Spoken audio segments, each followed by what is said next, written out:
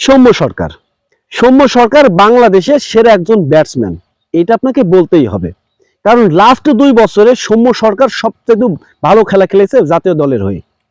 আপনি লিটন দাস বলতে পারেন, আরও যেসব প্লেয়ার আছে ওপেনিংয়ে সেসব সবার হিসাব করলে সৌম্য সরকার সবচেয়ে ভালো খেলোয়াড় বাংলাদেশ জাতীয় দলের। কেননা সৌম্য সরকার এমন একজন ক্রিকেটার, বাংলাদেশে যত কোচ এসেছে, আসলে বাংলাদেশ তো 6 মাস 1 বছর পর পরই কোচ পাল্টায়, তো বাংলাদেশে যত কোচ এসেছে এই সৌম্য সরকারের কিন্তু প্রত্যেকটা কোচ কিন্তু নাম করেছে, প্রত্যেকটা কোচ। কারণ প্রত্যেকটা কোচ কিন্তু এমনভাবে বলছে যে সৌম্য সরকারের ব্যাট করা দেখতে সবচেয়ে বেশি ভালো লাগে বা সৌম্য সরকারকে পছন্দ করে। এমনকি সৌম্য সরকার ফর্মে না থাকলেও কোচরা তাকে দলে নেওয়ার জন্য কিন্তু অনেক অনেক কিছু করে বা অনেক কিছু হয়। দেখি যে ম্যানেজমেন্টের সাথে অনেক সমস্যা হয়, তাও সৌম্য সরকারকে দলে চায়। কারণ সৌম্য সরকার প্রত্যেকটা কোচের প্রিয়, প্রত্যেকটা কোচের প্রিয়। এই সৌম্য সরকার লাস্ট আপনি যদি হিসাব করেন, লাস্ট 10টা হচ্ছে ওয়ানডে ম্যাচ সৌম্য সরকার কিন্তু দুর্দান্ত খেলেছে। নিউজিল্যান্ডের বিপক্ষে সৌম্য সরকার আপনার 160-এর উপরে রান করছিল। সবসময় সৌম্য সরকার এই লাস্ট 15টা বা 10টা ম্যাচে কিন্তু সৌম্য সরকার দুর্দান্তভাবে খেলা খেলেছে। এমনকি গ্লোবাল টি20 লিগে সৌম্য সরকার রংপুরের হয়ে খেলা খেলেছেন। 5টা ম্যাচ খেলা খেলেছেন, 5টা ম্যাচেই কিন্তু রংপুরকে কিন্তু আসলে জেতার মতন একটা জায়গা কিন্তু রংপুরকে করে দিয়েছে সৌম্য সরকার একাই। বাংলাদেশের অনেক ক্রিকেটার খেলেছে, অনেক ক্রিকেটারই খেলছে গ্লোবাল টি20 লিগে রংপুর হয়ে।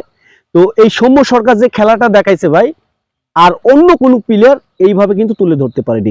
এমনকি গ্লোবাল টি20 লিগের যত ক্রিকেটার, যত ব্যাটসম্যান আছে, সৌম্য সরকার তার ভিতরে সেরা, তার ভিতরে সেরা। কারণ সৌম্য সরকার গ্লোবাল টি20 লিগের ম্যান অফ দ্য সিরিজ, মানে অল যত প্লেয়ার আছে সবার সেরা হয়েছে সৌম্য সরকার।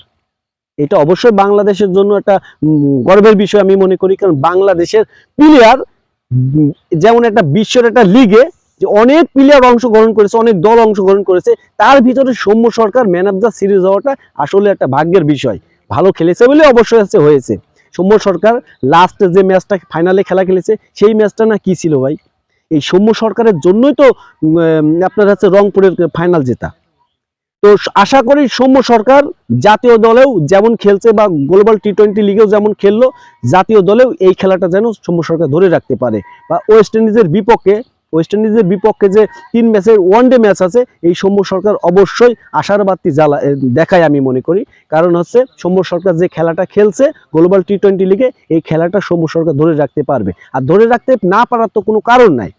একজন প্লেয়ার এত সিনিয়র হয়ে গেছে, আজ থেকে 8-9 বছর ধরে বাংলাদেশ দলে আছে, সেই রকম ভাবে খেলা খেলতে পারেনি। কিন্তু এই যে এখন তো বর্তমানে সৌম্য সরকারকে অবশ্যই আপনার সিনিয়র বলতে হবে। আর এখন যদি না পারে তো আবার কবে পারবে? কারণ বাংলাদেশ দল লিটন দাস সৌম্য সরকারকে যত সুযোগ দিছে ভাই, এত সুযোগ অন্য প্লেয়ারকে কখনোই দেয়নি। এই সৌম্য সরকার কামব্যাক করাতে বাংলাদেশের একটা আলাদাভাবে একটা, আমি মনে করি দলের ভিতরে একটা আসলে জোর দেখাবে আমি মনে করি। কারণ ওয়েস্ট ইন্ডিজের বিপক্ষে ওয়েস্ট ইন্ডিজের মাঠে খেলাটা আসলে জেতাটা খুব টাফ হয়ে যাবে। আর সৌম্য সরকারের মতন ব্যাটসম্যানরা যদি আসলে রান পায়, তো একটু সহজ হবে হয়তোবা বাংলাদেশের জেতাটা।